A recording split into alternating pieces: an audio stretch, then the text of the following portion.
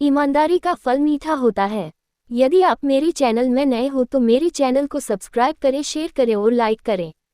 धन्यवाद। बहुत समय पहले की बात है। एक राज्य में एक धनवान और प्रतिष्ठित व्यक्ति रहता था। एक बार उसके राज्य में अकाल पड़ा। चारों तरफ लोग भूख से मर रहे थे, पशु पक्षी भी भूख प्यास से तड़प रहे थे। ऐसी स्थिति में राज्य के उस धनवान व्यक्ति ने बच्चों के लिए प्रतिदिन एक रोटी देने का निश्चय किया और चारों तरफ घोषणा करवा दी।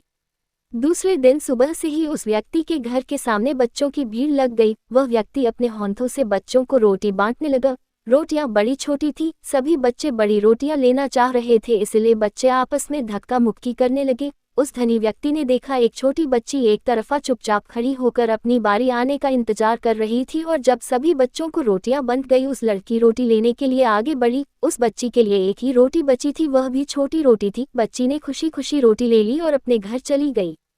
दूसरे दिन उस धनी व्यक्ति ने पुनः रोटियां बांटी। सभी बच्चों ने फिर रोटियां ली और इस बार भी उस छोटी बच्ची को सबसे आखिरी में छोटी रोटी ही मिली। कई दिनों तक ये क्रम चलता रहा। वह धनवान व्यक्ति रोज इस दृश्य को देखता था। एक दिन बच्ची रोटी अपने घर ले गई और जब उसने रोटी तोड़ी तो उसमें सोने का सिक्का मिला। उस बच्ची ने अपनी माँ को सिक्का दिखलाया। उसकी माँ ने सिक्के को धनवान व्यक्ति को वापस करने के लिए कहा।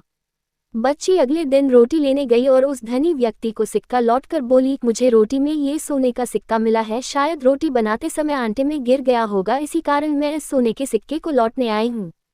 उस नन्ही सी बच्ची की बातें सुनकर वह व्यक्ति बहुत खुश हुआ और सोने का सिक्का बच्ची को वापस कर बोला, बेटी, ये सोने का सिक्का तुम्हारे धैर्य और संतोष का इनाम है। बच्ची बोली, मुझे रोटी लेने के लिए धक्के नहीं खाने पड़े, यही मेरे लिए इनाम है, मैं इसी में खुश हूँ। दरअसल उस धनवान व्यक्ति ने जानबूझकर उस रोटी में सोने का सिक्का डाला था। बच्ची की ईमानदारी देखकर उसने बच्ची को अपनी पुत्री के समान दर्जा दिया। शिक्षा: जो व्यक्ति अनावश्यक लालच नहीं करता और संतोषी जीवन जीता है, वह जीवन में हमेशा खुश रहता है। पूरी कहानी सुनने के लिए धन्यवाद।